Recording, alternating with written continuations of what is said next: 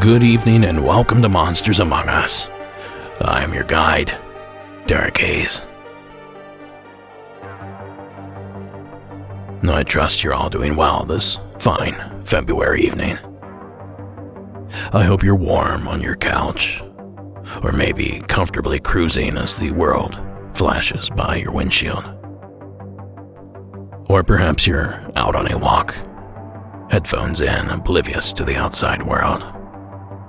Well, regardless of where you're listening this evening, you are in for a treat. I've spent the last week assembling calls, reports, news stories, and anecdotal evidence, all in an attempt to bring this season to a rightful end, and more importantly, scare you out of your skin. So, without further fanfare, I present to you your Season 12 finale, Hometown Legends, number 12. Oh boy, do I have some good legends lined up for you. But this season we're going to take a slightly different approach. Now, per usual, I'll continue to put the East versus the West, allowing the mighty Mississippi to be our dividing line. But unlike past episodes, where I only focused on one region per episode, this time we're going to have similar stories face off against their opposite coast rival. For example, if there's a Wendigo story out of the East, I might pit it against a Skinwalker tale from the West. Not that I have either of those this evening, but you get the idea. So, keep track at home, and let us know which coast you think was the best coast. Now, without further fanfare, for real this time, I present to you our first hometown legend of this season finale, representing the eastern half of the U.S. Please, welcome repeat offender and longtime listener, Frank from New York. Back to the program. Hey Derek, this is Frank from Long Island. My story actually takes place in Queens, New York. That's where I grew up. That's where I'm from. I don't know how to describe it. I guess you could say it's along paranormal or cultish. So there's this park in Queens. It's called Forest Park. It's one of the oldest parks here in New York City, and it divides Glendale, New York to Woodhaven, New York. There's actually a street that goes through the park that ends up in so you could take it from Woodhaven to go into Glendale into Woodhaven, whatever. Now, at night, it's not the best place to be. You know, there's a lot of crime and stuff in that area. There's been a lot of burglaries and stuff. And every time I drive through it, I just get this, like, weird feeling. It's just a real uneasy feeling going through there. Now, the park itself is what the name says. You feel like you're in upstate New York when you're going through the park. The trails there are very woody. You don't feel like you're in New York City. So my friend told me that many years ago, his older brother was skateboarding through the park at night. And it was fairly late at night. I think he said it was around maybe like 11 o'clock, maybe midnight. And he saw this weird light. He's like, oh, what the hell is that? Let me check it out. It's like a bonfire. And he said that he saw these guys in robes sacrificing an animal, a live animal, and they were just surrounding the fire, and they were just there killing this thing, and he was just like, all right, I'm getting the hell out of here. And I thought that was, kind of weird, and I was like, there's a lot of weird stuff here in New York, but it's weirder when it's, like, close to home, So I was asking around if anybody, knew what the hell was going on in there. And I don't know if it's related, but this park is next to a cemetery. Now, this cemetery has got some celebrities in there. Jackie Robinson's in there. The actor from Wizard of Oz, the guy who played the lion, he's in there as well. But there's one that sticks out, and that's Harry Houdini. So Harry Houdini is buried in the cemetery, and supposedly there's a legend or an urban legend that he said that my greatest trick is that I'm going to come back from the dead. So every year there's actually people that go to his grave to see if he does it. Now, my friend, he lives on a dead-end street in the neighborhood of Glendale, and at the end there's this fence, and on the other side of the fence is that cemetery. He said that one night, really late at night, that he saw these guys in robes just hopping this fence. He said it was a whole bunch of them. It was the creepiest thing he's ever seen, and they're just, running down his block away from the cemetery. And now I'm wondering if, they're connected with that, whatever's going on inside that park, if it has to do with Harry Houdini or any of that stuff. Maybe you can use the story for Hometown Legends. Maybe not, but, I love the show. Hope you can use it. If anybody else who's listening to this knows about it, we'd love to hear it too. All right, Derek. Thanks a lot. Thank you, Frank. There's certainly elements to this story that we've heard before. It wasn't that many episodes ago that we heard from an unidentified caller from Alabama that also came across a strange ritual. You can find that one on Season 12, Episode 12. It's spooky stuff. Not something you want to stumble upon while walking through the woods at night. Then, of course, there's the mention of Harry Houdini and the repeated attempts of his friends, fans, and family to contact him on the anniversary of his death, October 31st. Now, sometime before his death, Houdini, the master debunker, I might add, made a vow to make contact after his death if he is able. So for some 10 straight years, Houdini's widow, Bess, assembled a seance in hopes to make contact with her dearly departed husband. The 10th and final seance was held on the 10th anniversary of Harry's death, atop the Knickerbocker Hotel in Hollywood, California. Now, unluckily for them, Houdini was a no-show. But luckily for us, they recorded the entire thing on audio. The following is a portion of the recording made that evening. The voice you're about to hear is that of Dr. Edward Saint, friend and business partner to Bess Houdini. O thou disembodied spirits, those of you that have grown old in the mysterious laws of spirit land, we greet thee. We have gathered here at the appointed time.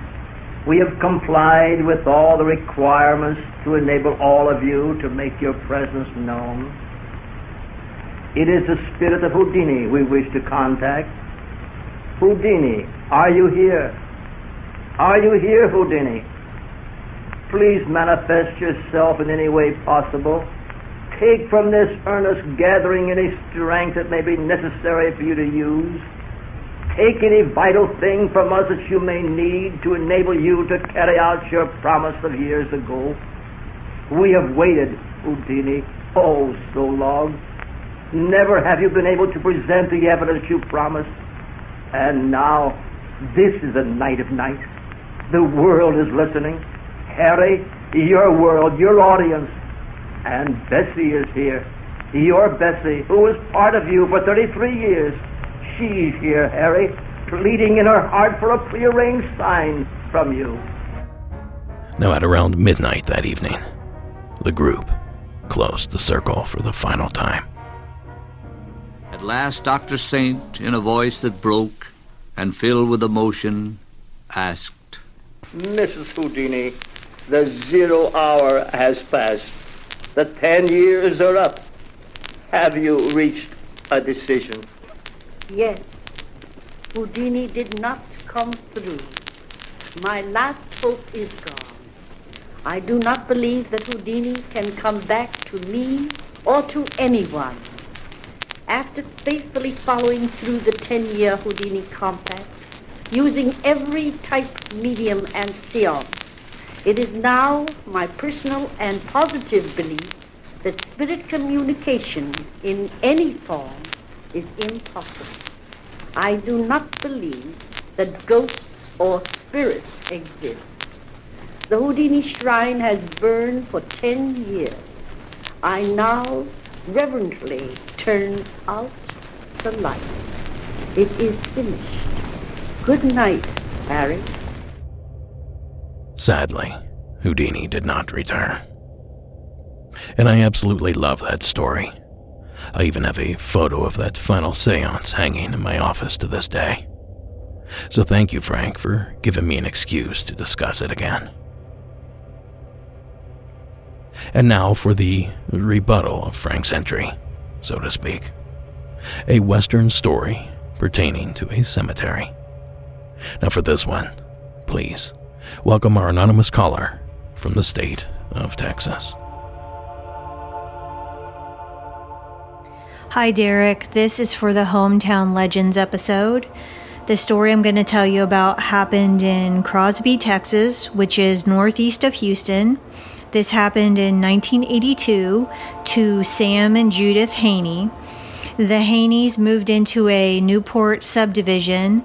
They were one of the first couples to move into the area.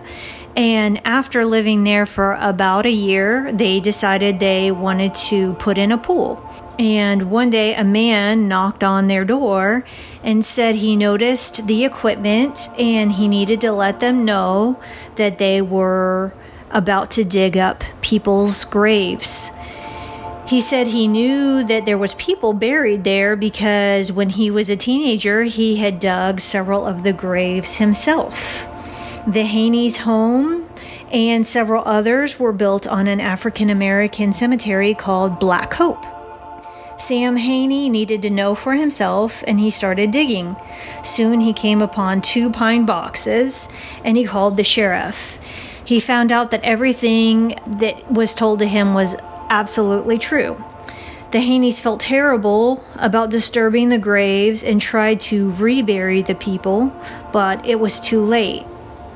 The couple began hearing strange noises, and they weren't the only ones. Dozens of their neighbors also heard strange noises, saw lights, heard people talking, had TVs go on and off, faucets go on and off. One of the neighbors noticed sinkholes in the shape of coffins in their yard. The Haneys sued the developer and won $142,000 for mental anguish, but a reversal ruled the developer was not liable, and the Haneys were forced to pay the developer's legal fees. If you Google Black Hope Cemetery, you will see someone's home. The cemetery and the graves are true. The hauntings related to the cemetery is the part in question. I've never been to the subdivision, but a co-worker told me that she went one time and there was a lot of abandoned homes, far more than you would typically see in a normal neighborhood. She felt like people probably experienced things and just decided to leave. Derek, hope you can use this. I love the show, love hearing everyone's stories. Thanks. Bye. Thank you, caller. Now here's another one that we've heard about before, or at least a similar story. Now we've covered stories like this one from other parts of the South. I believe Louisiana and Florida both come to mind. And might I say, good on the Haneys for at least trying to do the right thing, instead of simply turning their heads at the first sign of trouble. It's just too bad that the courts didn't follow suit. Now this is just one of those stories that continues to remind you that you never really know what kind of history is below your feet. So thank you again for sending that one in, caller. So there it is, folks, our first little competition out of the way. Who do you think had the spookier entry there? Hop on social media and let us know or something. Well, this next one might not be so easy to decide. Not that the last one was either. But please, welcome another repeat offender, Deanna, back to the program. Hey Derek, it's Deanna again. My other story is from Hawaii.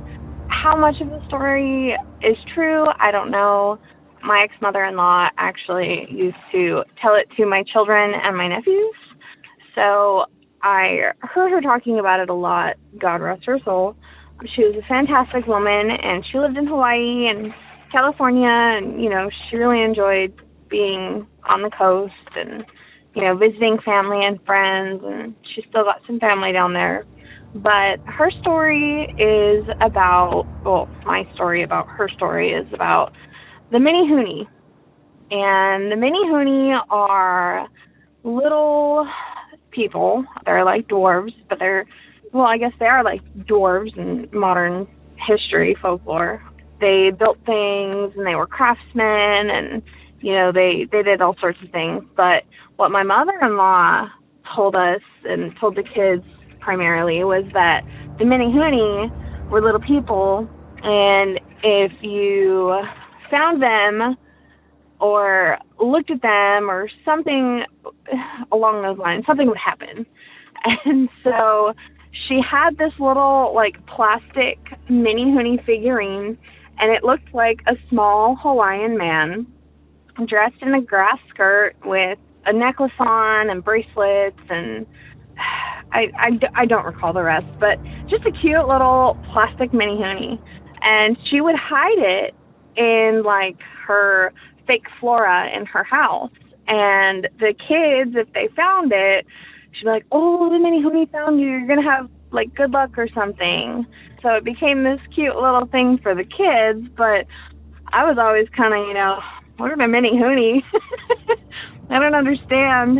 So I kind of looked it up a little bit, but I didn't go too far into it because, it was just the magic of the story. But she was very, very vibrant when she told the kids about it, and, talking about Hawaii and her history and her family history and stuff like that. And, I always thought the Menehune were night marchers, so I was kind of like, that's concerning. But I guess they're not. It's a completely different race or culture of smaller people, or actually that the Menehune are physical people, and that the night marchers are more of a ghostly form, and not real, I guess. I'm not sure. I'm just babbling now. But anywho, that's my story, or I guess my mother-in-law's story. Have a good day. Bye. Thank you as always, Deanna. The Menehune. Now, we've undoubtedly discussed these mysterious entities before, though I can't quite recall when that might have taken place. So let's brush up on the lore here. Now, the following is according to 2.hawaii.com. Hawaiian legend has it that many centuries ago, the Menehune were a mischievous group of small people or dwarves who lived hidden in the forest and valleys of the islands before the first settlers arrived from Polynesia. These Menehune, who roamed the deep forest at night, were said to be about 2 feet tall, though some were as tiny as 6 inches, small enough to fit in the palm of your hand. They enjoyed dancing, singing, and archery, and their favorite foods were bananas and fish. Now, I should also add that the Menehune were considered master builders and could build roads, canoes, houses, that sort of thing, overnight. And all this Menehune talk got me to thinking. Do people in Hawaii still have experiences with this mysterious race? And after a quick search, it turns out the Finding Bigfoot team went there, for some reason, and ended up discussing the Menehune. And lo and behold, they provided a few first-hand encounters. Here are 2 of the better ones from that Animal Planet program. My name's John Flaherty. I live on the Big Island. Many years ago, I had an experience that made me believe Menehunes are very much real. We were hunting deep in the forest, and as we looked at each other, right between us were foot tracks. And these were the size of a kid that you would expect to be 2 to 3 years old. Nobody would take a kid where we were. There's just unheard of. My name's Albert Hegeman. Some years back, I guess about 10 years ago, I was walking on the trail, and I look up, and I saw 3 creatures sitting in a tree fern that I couldn't explain to you what they were. these three little creatures that were sort of about this big, and they were like little round fur balls except for their faces. And the other thing that seemed really weird was their demeanor. They were very nonchalant, and they were kind of looking at me like without any apprehension. They were like three people looking at me. Now you can catch the rest of those stories, including what one witness claims to be a photo of the Menehune, over at the show notes at monstersamonguspodcast.com. Now I love it, Deanna, so thank you for taking the time to share your hometown legend with us. Now from one ancient legend to another, we venture by boat, or I suppose by plane, to the state of Connecticut, where Andrew has the East's entry waiting.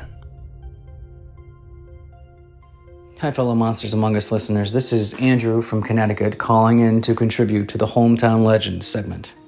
I just wanted to start off by saying I love the podcast, and over the past few months have binged every episode. Derek, you and your team, in my opinion, have created something very special, and I want to congratulate you on winning Best Paranormal Podcast. Now back to the Hometown Legend. I live in Haddam, Connecticut, and this legend occurs in East Haddam, specifically the town of Moodus. It is known as the Moodus Sounds. Now, I've never been fortunate enough to hear the sound, but it is described as subterranean and can sound like thunder, tree fall, and even gunshot fire, according to witnesses. It has been documented as far back as the 1700s, and has been even described by the First Nations people, the Wangunk. In fact, the name Moodus originated from the native word Machimudus, or the place of bad noises. The Native Americans believed the rumbling was the voice of their god, Hobomoko, who was angered by the arrival of Puritan settlers. The early Puritans, on the other hand, believed the cacophony of sound was that of the wrath of God.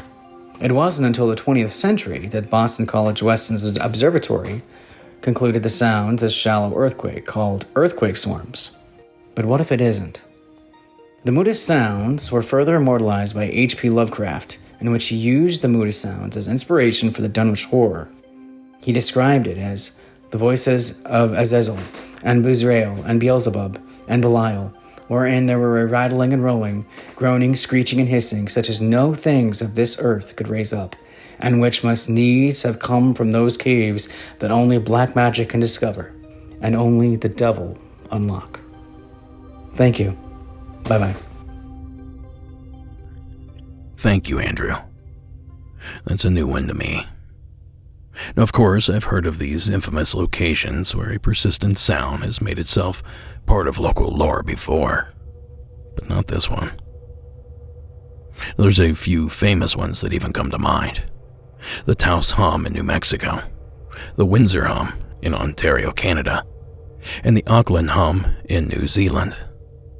But if I'm honest, the strange sound has been heard all over the globe. But as I'd mentioned, I had not heard of the Moodus Sounds, or the Moodus Noises, as I've also seen them labeled. So a huge thank you to you, Andrew, for making that introduction. Now there you have it, folks. 2 centuries-old legends battling it out. Who do you think came out victorious? Now, if you have a true paranormal story you would like to have shared on the show, simply give us a call at 1-888-6089. That's 1-888-608-6444.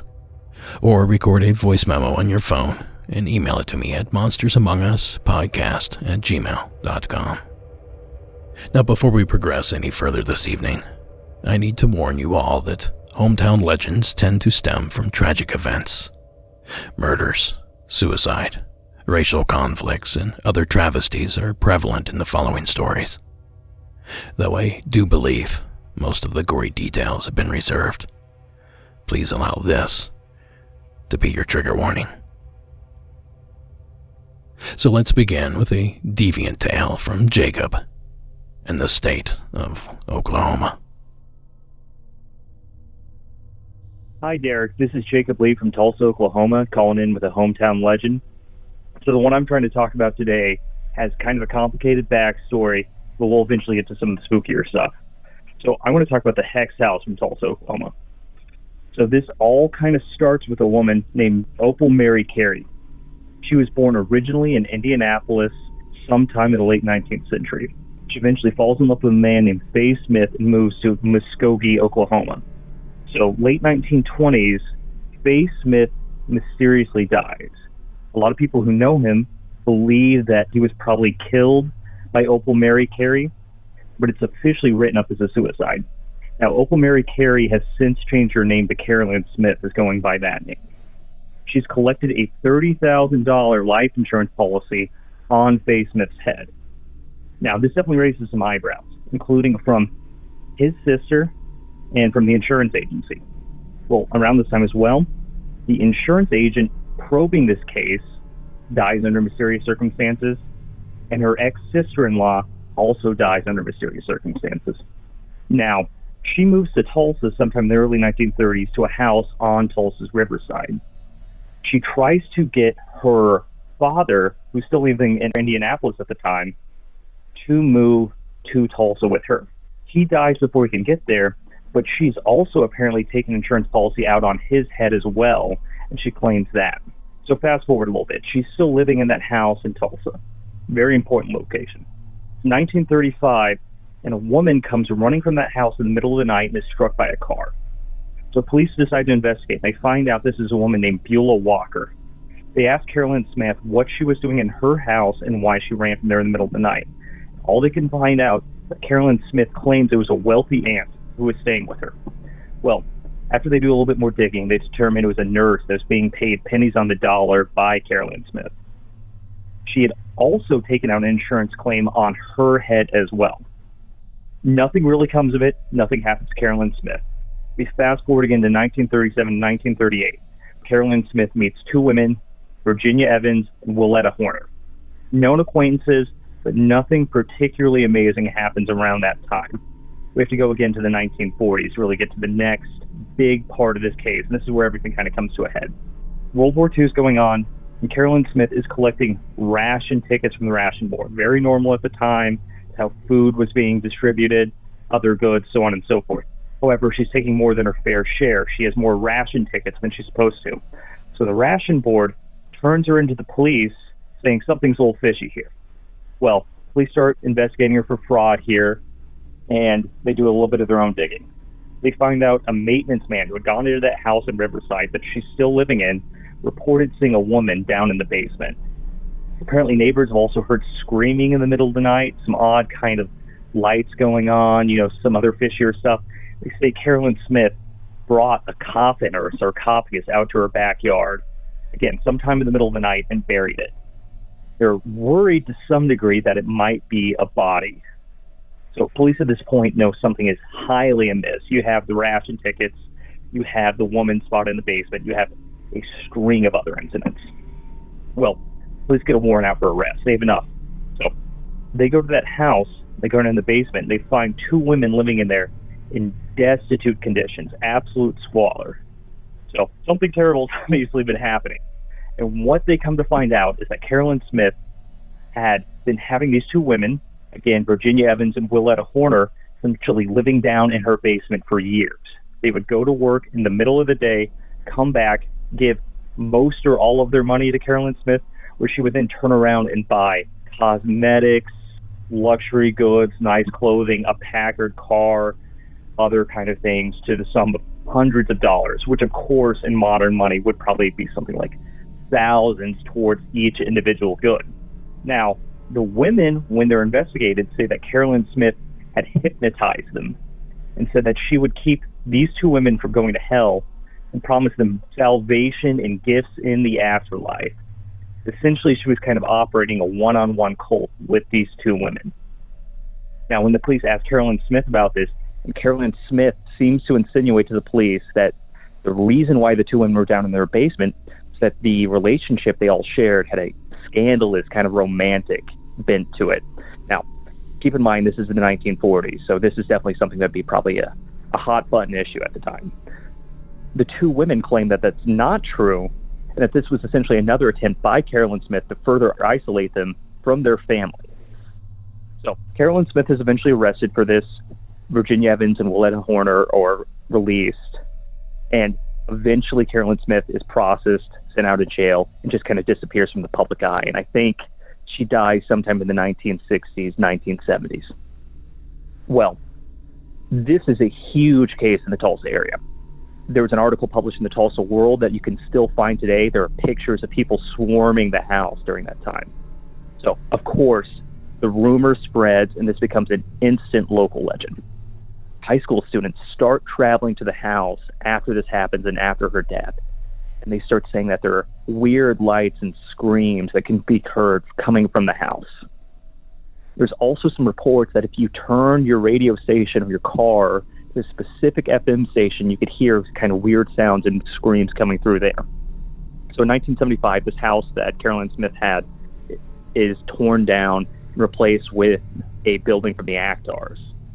Now, people who claim that they parked in the parking lot that would have been over Carolyn Smith's old house would have their cars moved sometime while they were gone. They'd come back to them and find that their lights were on, the doors were open, and they were still running.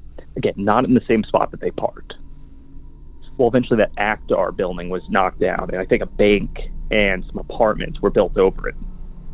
Some spooky stuff still happens to this day, but this is kind of an interesting case for a number of reasons. I think the history around it outstrips the actual story itself. You know, we're kind of looking at something that was at the intersection of taboo and instant sort of infamy, and, you know, some kind of loose ends that might implicate that Carolyn Smith was something of a female serial killer. The haunting's there, but, you know, this is a very complicated case. So Hex House still lives on today. There might just be a vacant apartment where it once stood, but you can still find the stairs from that house right in that area. The most famous local haunted house attraction, you know, the kind of Halloween fake haunted house attraction, is also named after the Hex House. And that's the sort of impact that's had on the area. Well, that's all I wanted to share with you. Thank you so much for the time. I got to thank you so much, Derek, for your podcast. It actually brought my girlfriend and I together, so that's a real big blessing in my life. I just want to thank you. You have a wonderful day. Thank you, Jacob, and Mazel Tov to you both. You know, it only takes 3 murders to be labeled a serial killer. Now, I've said it before, but I'm not much of a true crime guy. I'll take hairy monsters over human ones any day. But add 80 years or so, then the historical curiosity, well, that begins to pull me in. And what a wild story it's pulled us into. Now, I threw a link up in the show notes to some video of the area, if you're curious what the house looked like when it was standing and now that it's been razed. And thanks again, Jacob, for sharing your local legend with us. Now, I don't exactly have a perfect match for a few of these calls, so what I decided to do is toss in a few of my own hometown legends, since I've spent considerable time in both of tonight's competitive regions. And the one I've selected as a competitor to Jacob's entry is one that is near and dear to my heart for a number of reasons. For starters, next to no one has heard of this story. I actually found it in an obscure history book about my home county, well before the internet was popular.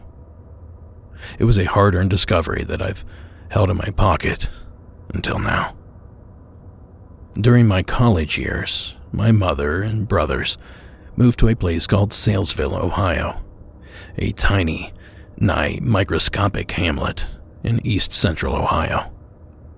I bet there were only 20 houses in this quote-unquote town.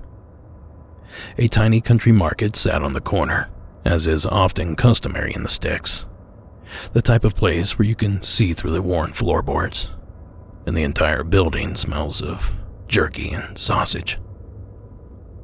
Now, although the setting of this story is Salesville, it takes place many, many years ago, nearly 200 to be exact. Because in 1828, God came to the town of Salesville. He announced himself amidst a country revival outside of town one summer evening. Those present claimed the entire congregation came to a halt when a thunderous snort broke the crowd. A snort more powerful than a horse, one witness mentioned. The strange sound was followed by an unearthly voice that rang out, "Salvation." Then stepped up a man in a purple frock coat, complete with a blazing white cravat and a brilliant yellow beaver hat. Certainly out of place for anyone carving out a living into the Ohio hillside in the 1820s. Now, the man's name was Joseph C. Dilks, and he claimed to be God, set forth to create a new kingdom that would, in his words, never end. Now I bet you can guess where this is going from here. Half of the Leatherwood Valley took him for gospel. His ability to recite long passages from the Bible helped to cement his place in the religious hierarchy. But the other half of the valley was not as easily convinced, and they watched helplessly as the social fibers holding the community together were frayed one by Dilks, who had by now begun accepting offerings from his disciples. Now, despite repeated claims that he is indeed God, therefore he cannot be harmed, an angry mob formed, tracked Dilks down to the home of one of his followers, and yanked a fistful of hair from his scalp, a testament to their claim that he was merely a con man. Soon after this altercation, Joseph Dilks set off for Philadelphia, Pennsylvania, no doubt a run for his life. In the weeks after Dilks' departure, it's said that neighborhood children discovered an elaborate rock formation just below the surface of Leatherwood Creek, a structure Dilks created to sell the illusion that he was able to walk on water. But Dilks' transgressions did not go unpunished. He never arrived in Philadelphia. Now, it's always been rumored that the leaders of the opposing group tracked Dilks down and murdered him by his campfire somewhere near Pittsburgh, Pennsylvania. But still to this day, no one has heard a word from the Leatherwood God. So there you have it. Madness of varying degrees. So who's scarier?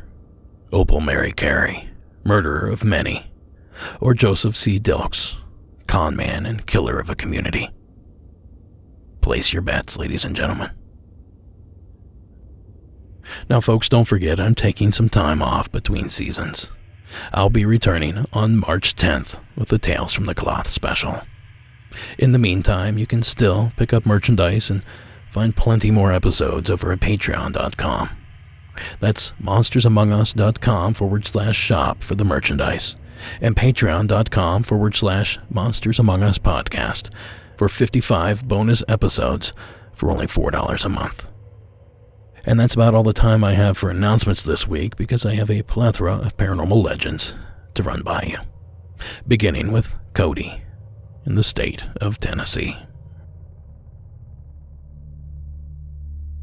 Hey Derek, this is Cody from Tennessee, California, calling in about your hometown legends. Growing up in Tennessee, I grew up in a small town. I'm not going to name the name because you won't find it on a map anyways. We had like 5 stop signs and that was it. Basically, we didn't really have any hometown legends there unless you ask the old people and they'll tell you about the Woolly Burger, which is basically just their version of the boogeyman to keep kids out of the woods at night. But there is a town nearby called Cedar Grove that, when I was growing up, was famous for goat man sightings. I don't know how it is now, but everyone, when I grew up, knew about the Cedar Man, goat man. If you went out into the woods at night, you would see him. He'd chase you out of the wood. Another prevalent thing that I don't really consider cryptid, but I guess it is now, is there's plenty of ABC sightings around where I am, which I called in before to tell you we live about 8 miles away from a military arsenal that has a lot of acreage pardoned off that you're not supposed to trespass. Like, I had a buddy walk the train tracks and got within the perimeter before he knew it, and he had a Hummer actually pull up through the field and escort him out. They're real high on security. That's where supposedly the military exposed ABCs to the area there to help with the deer population, which is out of control. And they didn't expect them to take hold and breed so fast, which, I mean, that's what happens when animals have abundance of food. But yeah, apparently that's the way the rumor is. The military dropped off black panthers to help since cougars weren't really a thing in the area. And honestly, if cougars were a thing in the area, people would probably shoot them.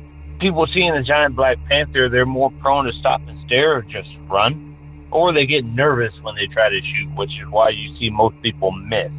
But it's a pretty prevalent thing. If you ask a lot of older people around that area in West Tennessee, most of them has seen one or knows of someone close that has seen one. It's pretty common.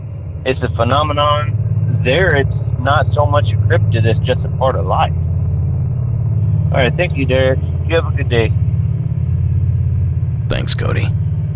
Another goat man.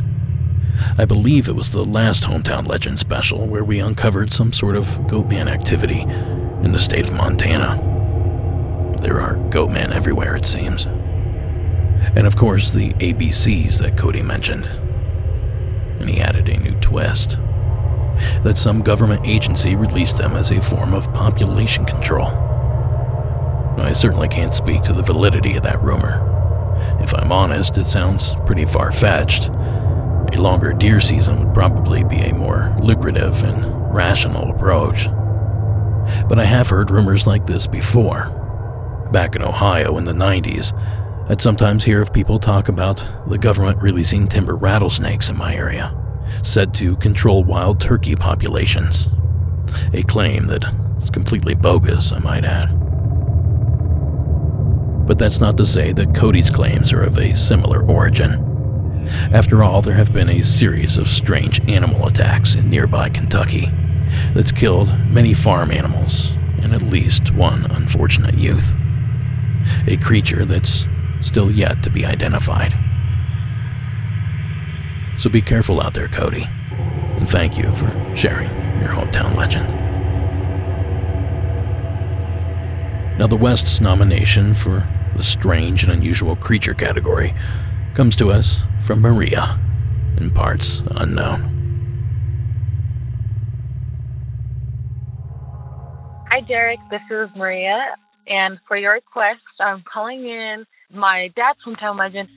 So my dad's hometown, well, first let me say I haven't spoken to my dad in many years, so this is just my memory of what he told me, what my mom has told me. His legend is of the Nahual. The Nahual is known to be a sort of skinwalker, shapeshifter, these sort of tricksters, and they are most likely known to make deals with the devil. And they were very common in his hometown of Puebla, Mexico. And his story goes that he was basically coming home drunk from a place, and he comes across this very large animal, and it's like a wolf or a dog, something. And he automatically, no matter how drunk he is, he just told me he like kind of sobered up a little bit. And I was like, okay, there's a massive animal in front of me with human eyes. And in his head, he just kept going home and tried to like quickly walk as fast as he could. And it followed him home. I think he was like 22 or so. And he told his mom that what he saw, and there was this really massive, scary black dog or wolf. And she was like, I think that's your uncle, who they were rumored that he was a Nahual, and the Nahuales would actually steal and rape and just do really horrible things to the town. And my mom and him have told me stories about the Nahuales, and they were not cool, and they are not good creatures. So that was it. Also, my mom and my dad have both also heard the Llorona, the weeping woman. They said it was the worst, like, yell or just the worst sound you can hear out in the middle of the night. And they've heard it. They have not seen it. And, that was their little quick hometown legend, the weeping woman and the Nahual. Hope this does you some good. Thank you so much again for playing my previous stories on the podcast. It was a pleasure, and it's joy like always. Thank you. Thank you, Maria. Now, I believe this is our only international entry this evening, and quite the entry it is. So, of course, we've all heard of the Weeping Woman, La Llorona, if you will, so we'll gloss over that for now. But the Nagal, that Maria mentioned, that's a much less common legend to us here in the States. Now, essentially, my research tells me that the Nagal is a shape-shifting entity that dates back thousands of years and has roots to the Aztec Empire. There's lots of old-world magic here, which makes it a formidable foe for the Goat Man, which, after all, is essentially a satyr, a half-man, half-goat figure from ancient lore. So perhaps these two have been battling it out for longer than we could ever have imagined. And a big thanks to Cody and Maria for making that matchup available to us. And that's going to bring us to the final matchup for this part 1 of this Hometown Legend finale. Now don't worry, part 2 will be an immediate release. Look for it before this weekend, if not sooner. No paywalls this time as a thank you to you guys. So to bring us to our halfway point in this Season 12 special is N from the state of Tennessee. Hi, will call me N for the sake of some anonymity. I currently live in Southern California, but I lived for a long time in Chattanooga, Tennessee, which is a beautiful southern city with lots and lots of history and lots of hauntings, and I have multiple stories. Tonight I wanted to share about the Reed House Hotel, which I believe is the Sheraton Hotel now, but historically was the Reed House, and it has tons of history and tons of ghosts. I did have some experiences with one. So there is rumor that on the 3rd floor of the hotel in room 311, a woman by the name of Annalise Netherly was murdered by a jealous lover. Some people say she ran away from her husband. Some say she was a prostitute. Either way, rumor has it that her throat was slit and or she was decapitated in the tub of that hotel room. Now, it is also said that she particularly picks on men and that women do not really have experiences with her, which is really interesting. But I was staying there, my ex-husband and I were there, and I remember we learned about this on the Chattanooga Ghost Tour, which if you're ever visiting or any listeners are, it's an amazing tour with amazing guides, and it's a beautiful city you get to hear a lot of history about. But I digress. So I remember talking to him and being like, should I call and say I don't want to be on the 3rd floor? Like, I really don't want to have experiences with this ghost. But we decided that, what are the chances of in a 12-story building you get put on the 3rd floor, right? Well, we did. Not only were we on the 3rd floor, we were adjacent, across the hallway from Annalise's room. So we were, there just kind of chilling. We went out to eat, and then we went back to the hotel room, and we were watching TV. And all of a sudden, we started to hear, knocking in the walls. And I was like, that's weird. And my ex was like, well, maybe it's plumbing. So we called down to the front desk, and we're like, hey, you guys having plumbing issues? We're hearing this noise in the walls. And they were like, no, everything's, fine. We haven't had any issues. Everything's good to go, up to code, because, we're trying to be logical about it. So the more we talk about it, the more frequent and the louder the knocking gets. And I'm, I was just like, okay, that's really weird. The phone rang once, and there was no one there. We thought it was the front desk calling us back. And I guess it could have been, but circumstantially, it was really kind of creepy. And yeah, it was just this really eerie feeling. I am clairsentient, which means that I can feel the presence of spirits, though I don't see them, or often I don't hear them. I can feel that they're there, and I was so uncomfortable. So my ex is finally like, you know what, let's stop talking about her and see if she just goes away. She likes to mess with men. She likes to be acknowledged. Let's just stop talking about her. So we did, and we turned the TV up and kind of tried to let that slip from our mind as easily as we could. And it worked for the most part. She went away. I asked him later if he had any other experiences when he was like in the bathroom or anything, because there are reports of her showing up in the mirrors and stuff. And he never saw her. We never had anything happen other than the wall knocking. But I know you love a good hometown story, so that's my contribution. One of many I'll probably call back from Chattanooga, Tennessee. Have a great day. Thank you, Ann. What's a hometown legend episode without a haunted hotel entry? And this was a pretty good one. So Ann's description got me thinking. I wonder what a night in this room would actually be like. Then I got to digging and discovered that the room was actually recently remodeled, which we all know the effect that can have on activity. And get this, they let the room out to a courageous couple that got a first crack at the ghost of Annalisa Netherly in room 311. It's been said paranormal activity goes on in this room, leaving many guests wanting to stay overnight. They say the ghost of a woman who was allegedly beheaded in this room in the 1920s still haunts it today.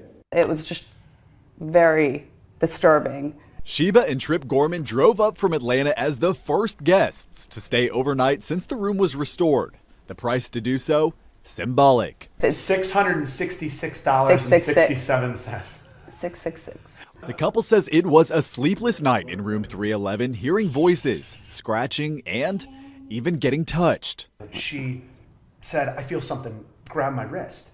And then it happened and then it stopped. They say they also felt someone, or should I say something, pushing against the bed. They believe it was the ghost of Annalisa Netherly. I just kept seeing things move in the corner of my eye. Letting them know they aren't welcome in 311. That clip courtesy of Local 3 News out of the Tennessee Valley. And that's quite a lot of activity to experience in one evening. But I guess we just have to take their word for it. Thanks again, Ann, for sharing your hometown legend. Now, to close out this first part, a familiar voice that we missed on the last Hometown Legend special. Please join me in welcoming a Munksty Award winner and Texas history aficionado, Alan, back to the program. Hi Derek, this is Alan from Texas, and this is for Hometown Legends. Before I'd start, I'd just like to say I really enjoy the podcast, and I think the Hometown Legends shows that you do are my favorite ones. San Antonio, Texas has lots of ghost stories and other strange legends. So I thought I'd tell about one of the hotel hauntings that I've read about. There's several very old hotels in San Antonio, and it seems they all have stories of being haunted. But I'll just talk about one of them. And I should probably warn that this story has some violence. It's quite gruesome, so it may not be for everyone. The Gunter Hotel is now in downtown San Antonio, but when it was built in 1837, it was on the outskirts of the town, less than half a mile northwest of the Alamo, as the crow flies, on a bend of the San Antonio River. It started out called the Settlement Inn, but I've also read that in those early days it was also known as the Frontier Inn. So anyway, it was founded only a year after the fall of the Alamo, so it was still pretty much on the frontier. And the Gunter has had a very colorful history, changing owners and names several times. But the story I'll talk about happened in relatively modern times in 1965, and by that time it was known as the Gunter Hotel. On February 6, 1965, a tall, blond, handsome man in his late 30s checked in using the name Albert Knox, K-N-O-X. He was assigned room 636, and during the next 2 days he was seen several times leaving and returning with an attractive woman whose name wasn't then and still isn't known. Nothing about her is known except that she was definitely there and accompanying Albert Knox. She was described as being tall, strikingly beautiful, and about the same age as Knox. On February 8, 2 days later, one of the hotel's housekeepers was just doing her job and bringing some new linens and such to room 636. There was a do not disturb sign hanging on the doorknob, but since it was in the afternoon, she assumed the guest had just forgotten to remove it and opened the door anyway. When she opened the door, she saw Albert Knox standing at the foot of the bed, holding a bloody bundle of bedsheets in his arms. There was blood splattered everywhere. The floor, the walls, the ceiling, everywhere. The housekeeper screamed and Knox put his finger to his lips in the sign to be quiet, and then he bolted, pushing past her and fleeing the hotel, still carrying the blood-soaked bundle of sheets. He ran out of the hotel and disappeared. When the police investigated the scene, they discovered that the bathroom looked even worse than the main room. Everything was covered with blood. The bathtub was the worst part. It looked like a great deal of blood had pooled in it and then been drained, leaving a bloody bathtub ring. They also found a single empty .22 shell lying on the bed, apparently from the murder weapon. There appeared to be several trails of blood going back and forth between the bed and the bathroom, and the investigators' speculations about how he may have disposed of her body are probably best left unspoken. The entire police force looked for the woman throughout the city, but she was never found. Nor was there ever a missing persons report made for a woman who fit the description of the one who had been accompanying Albert Knox.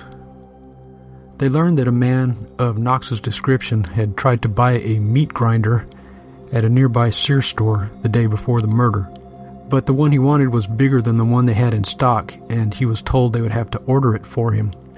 So he left without buying one. And the police also learned during their investigation that the man's real name was Walter Emmerich. He was a resident of San Antonio, and at that time he was an unemployed accountant. Then on February 9th, a man using the name Roger Ashley checked into the nearby St. Anthony Hotel, which is just a few blocks away from the Gunter. He carried no luggage, and he refused to let any of the housekeepers clean his room. His appearance and his behavior aroused the suspicion of the hotel employees, and they tipped the police that he might be the man they were looking for. When the police got there, his room door was locked. They tried to quietly unlock it to take him by surprise, but he apparently heard them, and they heard a single gunshot from inside the room. They burst through the door to find that Walter Emmerich had taken his own life with a .22 pistol, apparently the same gun he had used to murder the unidentified woman. They were able to conclusively identify him by his fingerprints, which matched the bloody fingerprints found inside room 636 of the Gunter. And there's another bit of weirdness that may or may not have happened, but the story goes that many years later, an envelope was delivered to the Gunter addressed only to manager Gunter Hotel. By this time, the hotel had been officially renamed the Sheraton Gunter, which is still its current name, but the envelope was addressed simply to the manager of the Gunter Hotel. Also, the address used the old zip code that the hotel had had back in the 1960s before the post office had rezoned the city and changed many of the zip codes. Inside the envelope was just a key. It was a key that would have belonged to the door of the old room 636. Room 636 has been divided into 2 rooms and renumbered since all this happened, but hotel employees and guests have reported seeing a tall, phantasmal woman in the area of what used to be room 636.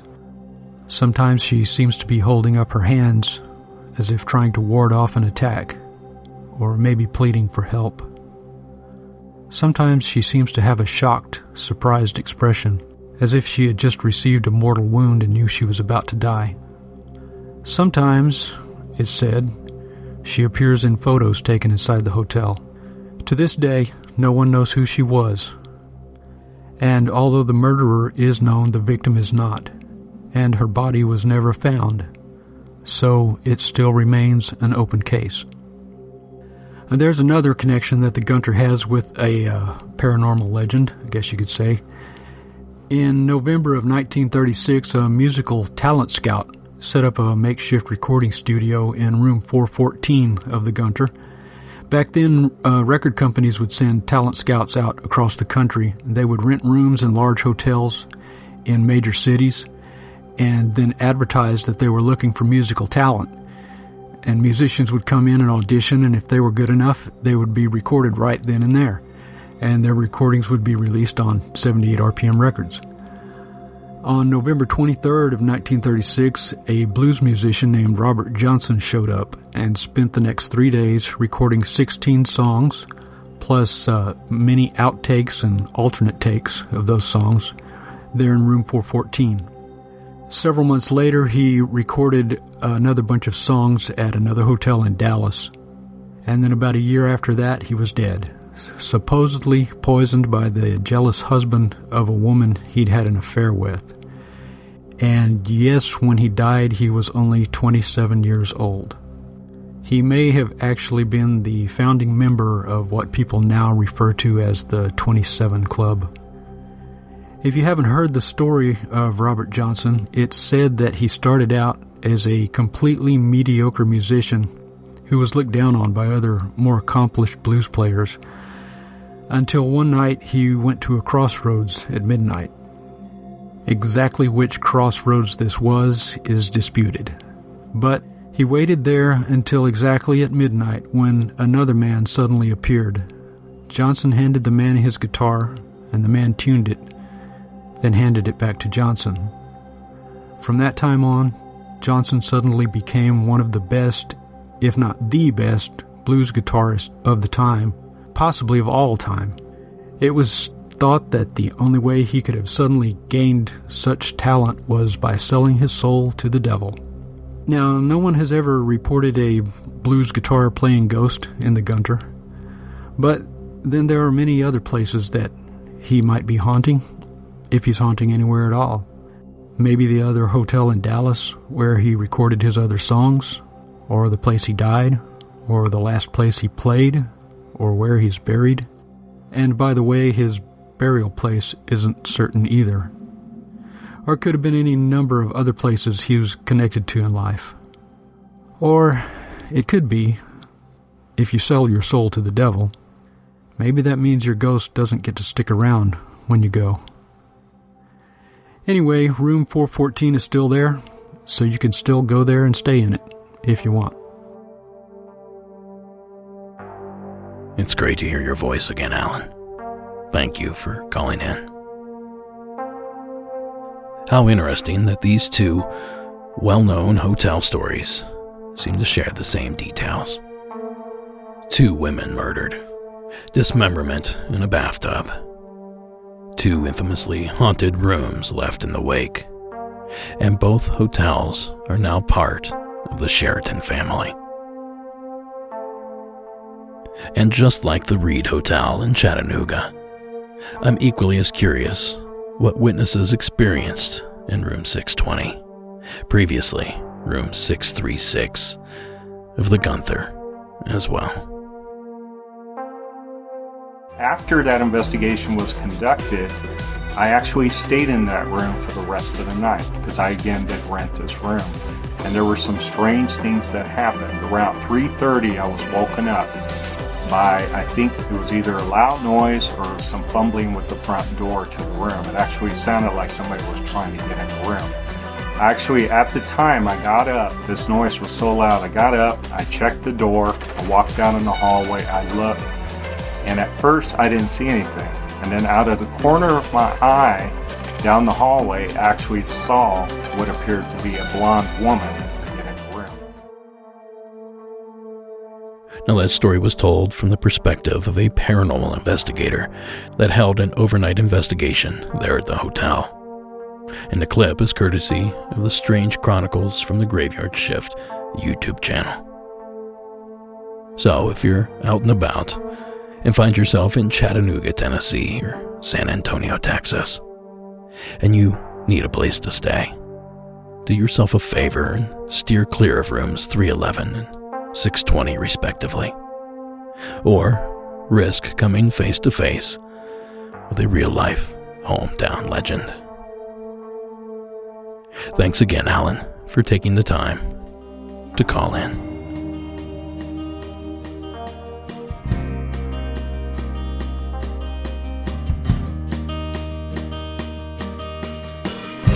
I met a man who says he's seen me. The past 3 nights outside his home, but I swear I have just arrived here. He swears that we are not alone. Pleasant, West Virginia, something's watching in the dark. Many claim that they have seen him, but one man knows his name by heart. Last night I spoke with Indrid Cold in my hotel room alone. He told me secrets that I hold. She will soon be coming home. Now that was listener Joel out of Illinois with his song Point Pleasant on his EP Diversions. Now I've posted a link to his Bandcamp in the show notes. There's some fun stuff in there if you're curious. And thank you, Joel, for sending the song in. And that's going to do it for this part 1. Give me a couple of days to slap the back half together and I'll get it up as quickly as possible.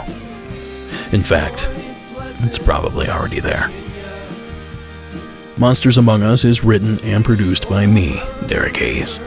Additional support is provided by Sarah Carter Hayes and Addie Lloyd.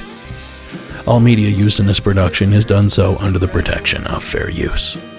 And keep the party going by following us on social media. We have accounts at Facebook, Instagram, and Twitter.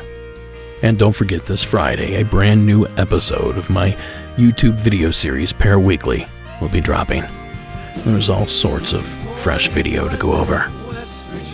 And lastly, the terrifying score you heard this evening was provided by Co.ag Music, Iron Cthulhu Apocalypse, and Carl Casey at White Bad Audio. Thank you so much for listening. And until part 2.